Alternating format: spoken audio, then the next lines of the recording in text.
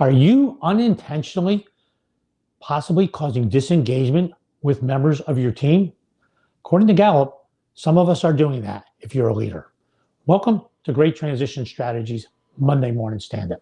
5 minutes, get your week off to a great start, and potentially give yourself something to help make you a more effective leader so you can love what you do. Today, as leaders, keeping your workforce engaged is one of the most challenging tasks that you have.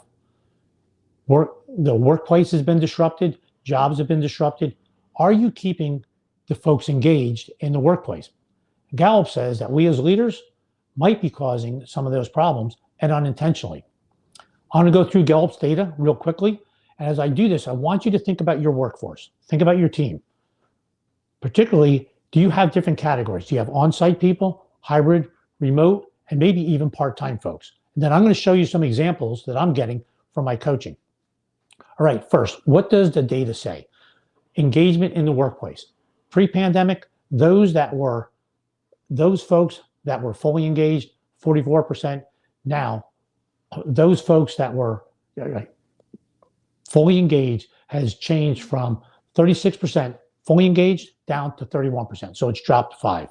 Those folks actively looking for new jobs, 44% pre-pandemic, 51% now. A lot more folks are looking. Next part, those that are feeling fully respected in the workplace. Does your workforce feel fully respected as you're thinking about that?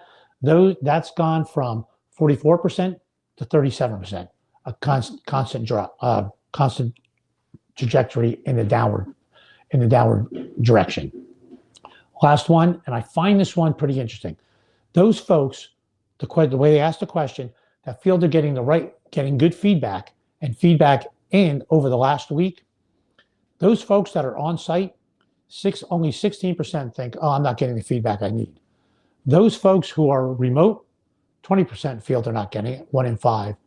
Those folks that are hybrid, 24%. So they're in and out, and they still feel like they're not getting it.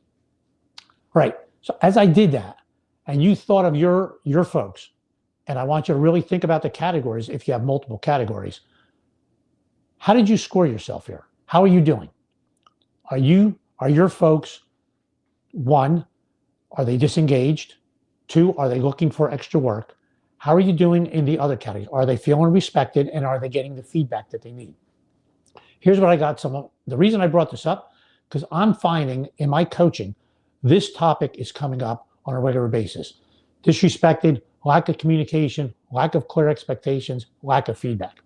Example, part-time employee per diem in healthcare goes in part-time, unable to work with the system. Systems have changed and no training.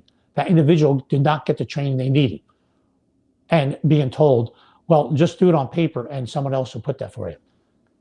Frustrated, angry that the individual didn't get it and had to push and still pushing to get the training that they need. And they're not getting to the place they need. Is that possible for you to do that? Are you doing that with any of your part-time employees? Or maybe some of your remote? The remote and the hybrid folks is continuity of communication. The level of communication is not where it needs to be. Those folks that are on site are communicated with much more clearly and frequently. What is the frequency? People are being left out of meetings. People are not getting nuances that they need to have. As I'm working with individuals, what they're coming to is, I am forcing my leader to treat me as if I'm full-time, forcing them to have more meetings with them to make sure that they're including in those.